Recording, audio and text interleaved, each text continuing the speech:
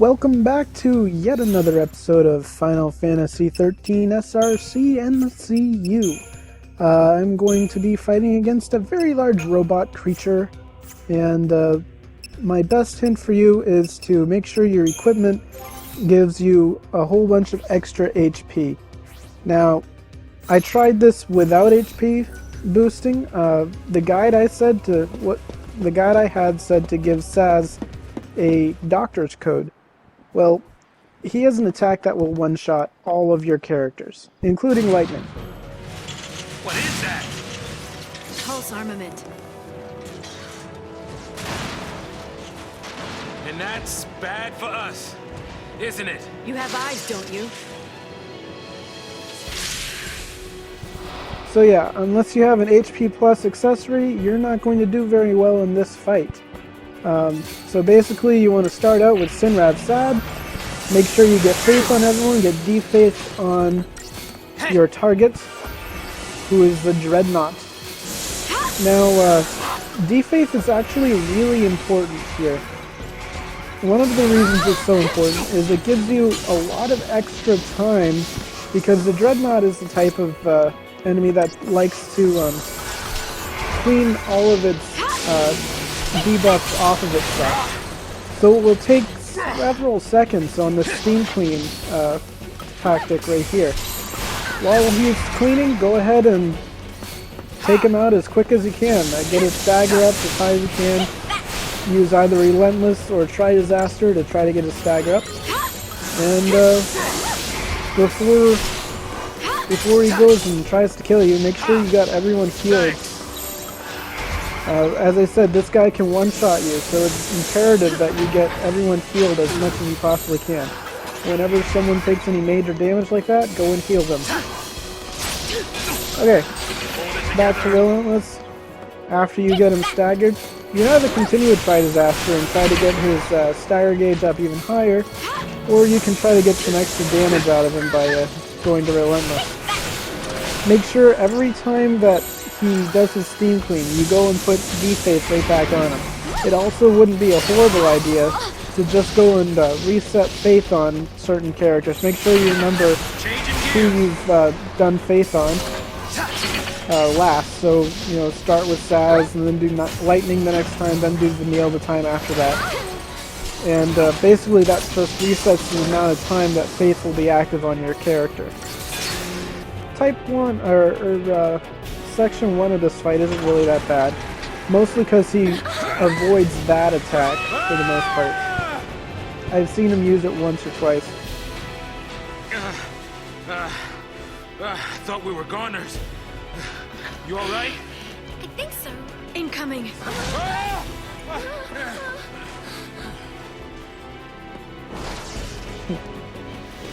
Okay, this is where the fight starts to get a little more tricky. His health is Time to pull the old significant, switcheroo. and you start with whatever your previous paradigm was in instead of your starting one, and no one has all of their, no one has their buffs on them, and he doesn't have his debuff on him, so that's kind of annoying. Probably switch back to put Saz back on Faith. For some reason I don't have it on him. Time to pull the old switcheroo. So yeah, his fire attack does decent damage to everybody. A potion or two can quickly get rid of all of that damage. Make sure Saz especially has max HP all of the time. And Wrecking Ball is the one you gotta look out for. It is also an area attack, it can hit everybody, but most of the time after he does that, if you've got D-Faith on him, or D-Shell I mean, if you got D-Shell on him, he'll almost always switch to Steam Clean right after doing that Wrecking Ball. So you get a free few seconds to heal up and get a stagger gauge up before he starts attacking again. Then immediately switch to Gorilla again, get his D-Shell back on him, and repeat the process ad nauseum. Time to pull the old switcheroo. As I said earlier, his Wrecking Ball attack will one-shot any of your characters if you don't have an HP plus bango on. So make sure everyone has at least some extra health. It does about 350 points of damage, give or take. So even if You know, Saz has 450 HP right now. So, if you notice, lightning sometimes hops around to the backside, which is good. You want her to do that. That means half of your characters are probably not going to be hit by the Wrecking Ball attack. So yeah, switch to Tri-Disaster if you want to, switch to something with a commando to keep that stagger gauge going. That was kind of a stupid switch there. Follow the old guy's lead. And here I just added a few Saboteur, additional Saboteur rolls at the bottom. That makes it so I don't have to go to the Synergist roll and rebuff everyone if I don't need to. Because really, these will only disappear after like 5 or so minutes. You only really need to rebuff people once, maybe throughout the fight. So, yeah, just go ahead and take note. Again, make sure you heal. Sometimes a potion is your best friend. That's why they suggested having a doctor's coat on Saz. Again, I could not survive a fight with Saz having a doctor's coat on. So, I only do about 150 HP with each heal. That's more than enough to, oh boy. Well, thankfully he was going after lightning with that, or I would have died. As I said, make sure after Steam Clean here that you switch. I don't know why I know why. Never mind. So make sure after the Steam Clean that you put D-Shell back on him. Sometimes it's not going to take. There's a percent possibility that your D-Shell will not make it. So keep an eye on that. You may want to put it back on if you don't get it. So yeah, this is a somewhat long fight. It's not difficult as long as you've got the HP for it. I actually had lightning with the wrong equipment in one runner that I had. He had something that nullified some electrical damage instead of physical like I thought it did. Yeah, I didn't even heal lightning after that. And she died, and I ended up killing him with only Saz and Vanille. That took about 18 minutes. Pulse is crawling with things like that, isn't it? Got me.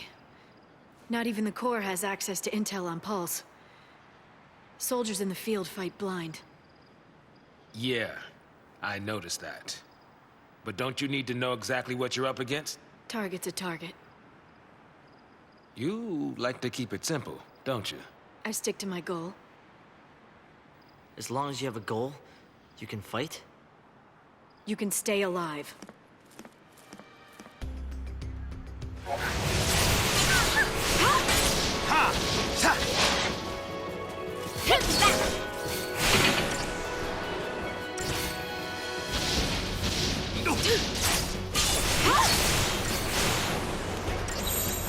Changing gears.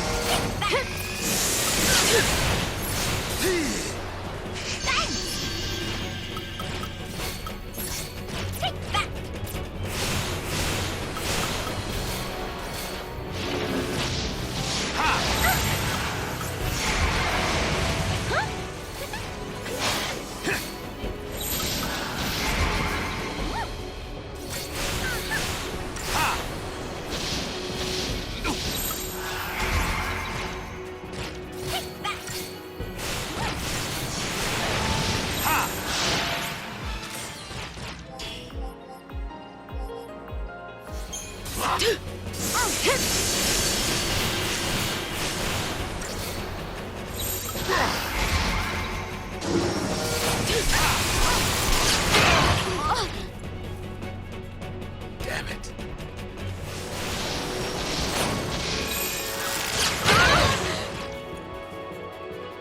Luck's finally run out.